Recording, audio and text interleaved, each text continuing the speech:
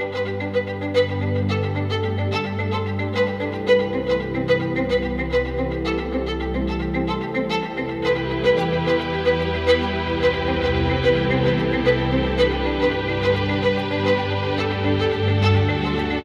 guys, welcome back to Mountain View Homestead. It's been roughly 2 weeks since we started the LettuceGrow hydroponic system, so we're just going to give you some updates as well as answer some questions that people have asked us. Yeah, so first we'll answer the questions and then we'll show you the 2-week update.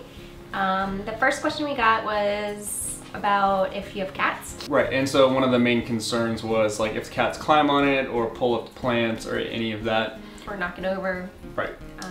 Knocking over will never happen. The hydroponic system weighs roughly 200 pounds with water. Right. So I would be pretty impressed if a cat could knock it over. As far as climbing goes and things like that, if you don't have the lights on it, I wouldn't worry about climbing unless you have a particularly curious cat who likes to pull up plants in general. We have the lights on ours, but even then... Yeah, do you want to talk about Vader? Even then, it's not a concern. Vader hasn't gone anywhere near it. But our cat is typically big and lazy. Like, he weighs 20 pounds, he's bigger than our dog. He's not the type to climb up Christmas trees or jump on the kitchen counters. Right. So we have a really relaxed cat, and I mean, our hydroponic stand isn't near anything where he can jump from one surface on top of it, so right. I would kind of take that into consideration as well. True, that's a good point.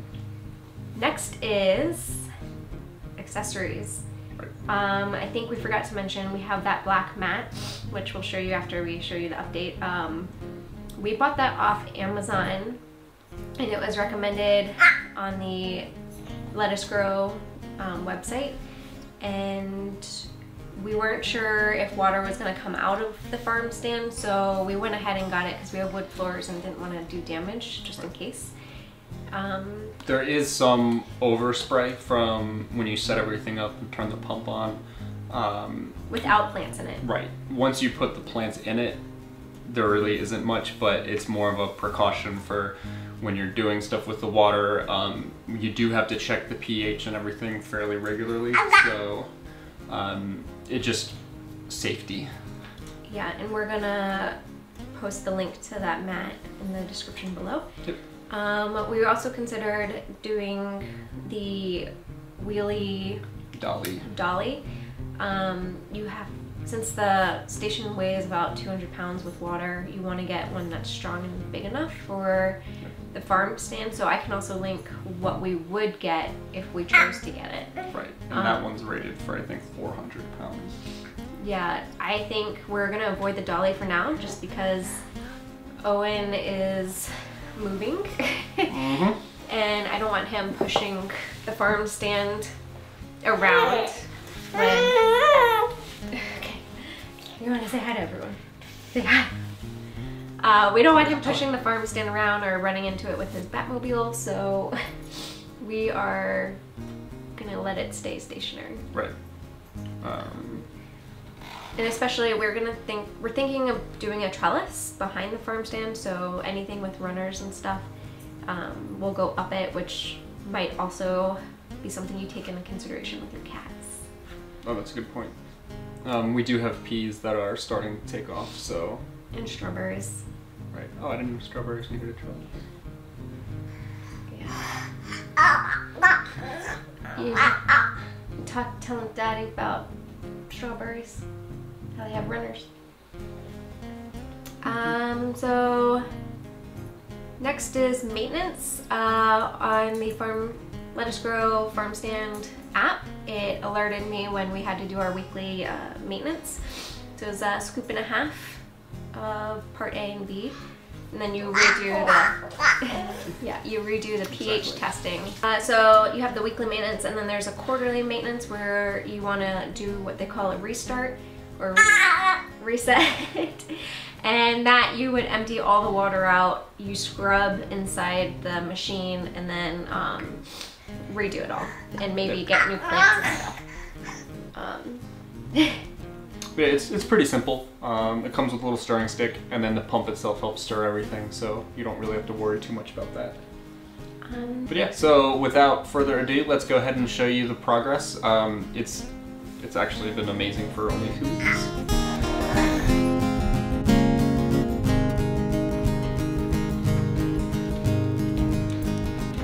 So there you have it. Here is our 2-week progress. You can see the sugar sprint peas have already made their way around the light. We've got the thyme. Our strawberry plant already has a little new leaf growth. We've got viola mix, our bok choy.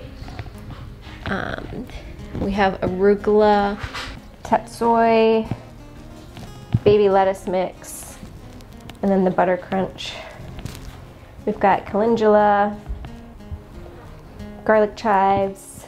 Down here we have kale, and then green bunching onions, peppers, snapdragon flowers, basil, more peppers, and mint. So this is the mat and our stirring stick, which we need to find a better place for, but this is what we're gonna link in the description below.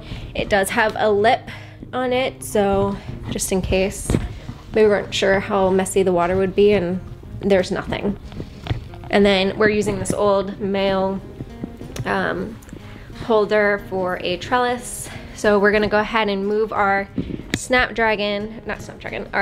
gonna go ahead and move our sugar sprint peas to the back and let it climb up that temporary trellis.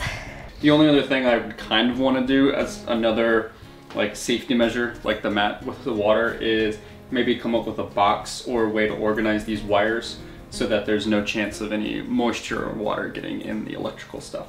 Alex also has to get a GFI outlet for this too.